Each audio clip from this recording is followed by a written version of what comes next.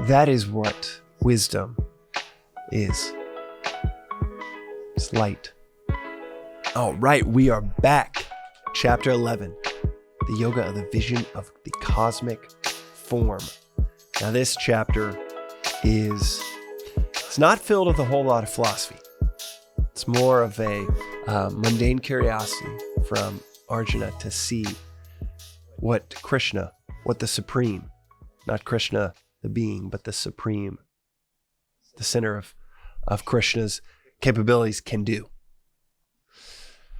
This is a revelation of a lot of symbolic things, but it's also a visual representation of the divine. And like I said, it's not a whole lot of philosophy. It's a whole lot of, fantastical imagery to get Arjuna's attention. And to be clear, we've already gone through 10 chapters. 10 chapters of the divine itself speaking to a willing student, and yet the student still hasn't understood. It is so emblematic of all of us hearing these things, and yet still so far from understanding what's being said. Krishna has repeated various things. He's hit on a whole lot of important philosophical notes with obviously extremely precise articulation, and yet still not getting through to our friend Arjuna.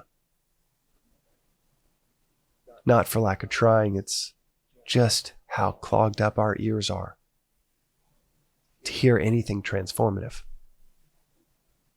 How eager we are to only hear what's confirmative, what is going to confirm what we already think, what we've already invested in, what we have said to ourselves 10,000, 10 million times.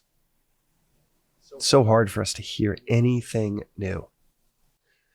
Sometimes we need a whole lot of pain, a whole lot of drama for us to wake up to a new message. And this chapter has a whole lot of both for Arjuna. It's got countless faces, countless arms. You've got different forms that Krishna takes. And in verse 12, we get a sense of what Arjuna is seeing in the middle of this battlefield when he says, if 1,000 suns were to arise all together in the sky, that splendor would be the splendor of that exalted being, of that which he is seeing. 1,000 suns. That is what wisdom is. It's light. Improved capacity to see, because that's what light does. Enlightenment, illumination, not of what's out there, but what is inside of us. Enlightenment.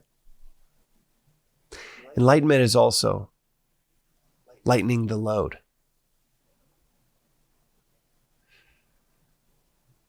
Enlightened from the sense of the improved capacity to see, but also taking off the burden of misapprehension of what's really going on. This burden of thinking we need 10,000 things to be happy.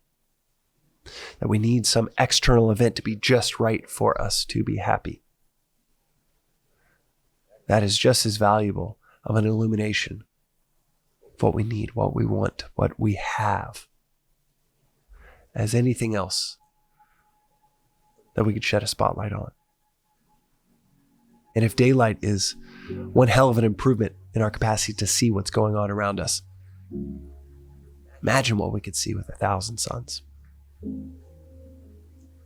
That is today's reflection on the daily Vedantic. And tomorrow we tackle chapter 12. We'll see you then.